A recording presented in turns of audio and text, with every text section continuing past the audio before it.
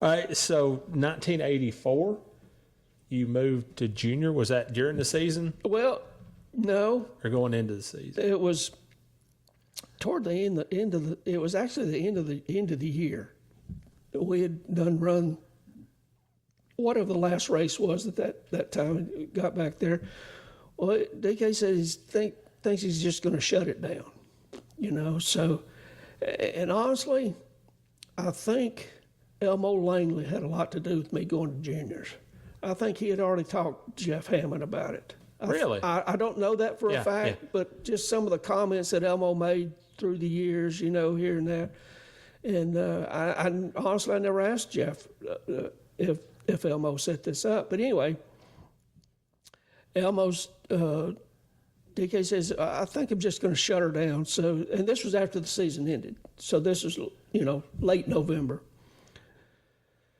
So I was eating at the Apollo one morning, and Elmo, he come in there and said, you need to go talk to Hammond. So I went and talked to Hammond and went to work the next day, really. I mean, it's kind of like it was already set up, So you really weren't necessarily looking to make a move or to move up to a more competitive team. It just kind of fell into honestly, it just kind of fell in my lap, really. Wow. I feel like it did. Yeah. I don't know how true that is or not, but just the feeling of it just kind of went to work for Junior. Now, going to work for Junior, you take a young man from Alabama. This is, to me, going to work for Junior Johnson was like a football player going to work or going to play football at the University of Alabama for Coach Bryant. I mean, that's how much it meant to me. Juniors, it was a good experience for me. It really was. Now, when you went over there that first year, 84, that was the first year, I think, that there were two teams there? Yeah. We went to – I started there December of 84, so then we got, late in the year. So okay, so you went to juniors at the end of end of 84. End of 84. Yeah. Okay, all right. Yeah. So 1985, which team were you concentrating on? The 11. The 11. So I was always on the 11. You were with Darryl? Yeah, I was with Darryl the whole time. We won the championship in 85 with him, won races. I know we was at Rockingham, second race of 85 in Rockingham, and something happened to the drive shaft. And we lost like 3 or 4 or 5 laps, whatever it was, changing the drive shaft.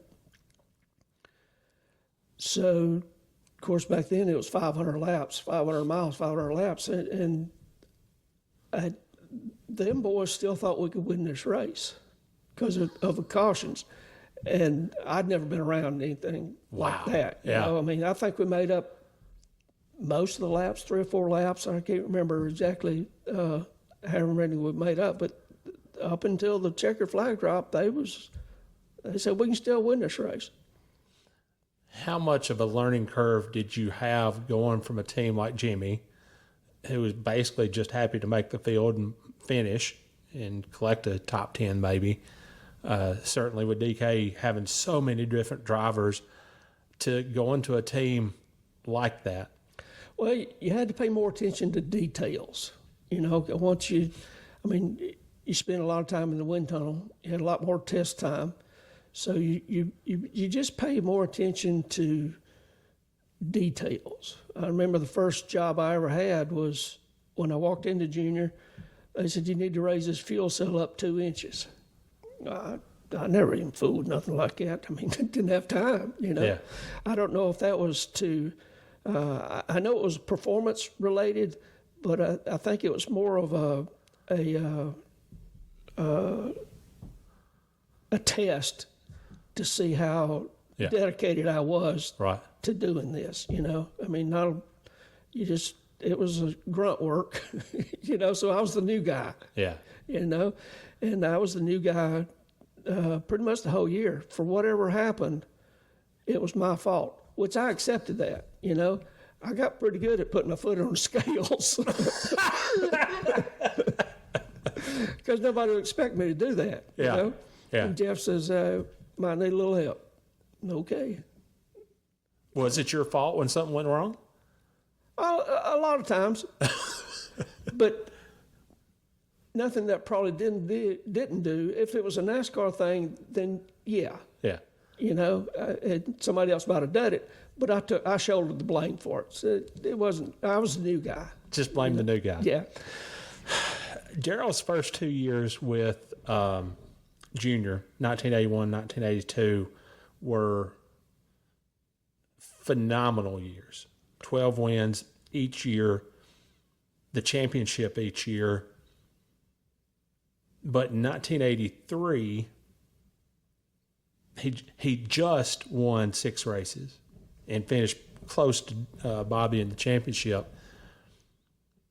What kind of expectations did they have unrealistic expectations to win 12 races every year and the championship? I don't think there was. I mean, they expected to win every race they went to. I mean, if they went to a race, they expected to win. And Junior was a racer. He knew if a $2 part broke, he understood that. Yeah. But he didn't understand if it broke again, why he didn't fix it. I mean, the expectations was always to win the races and win the championship. That was your goal going in. Come February, that was your goal.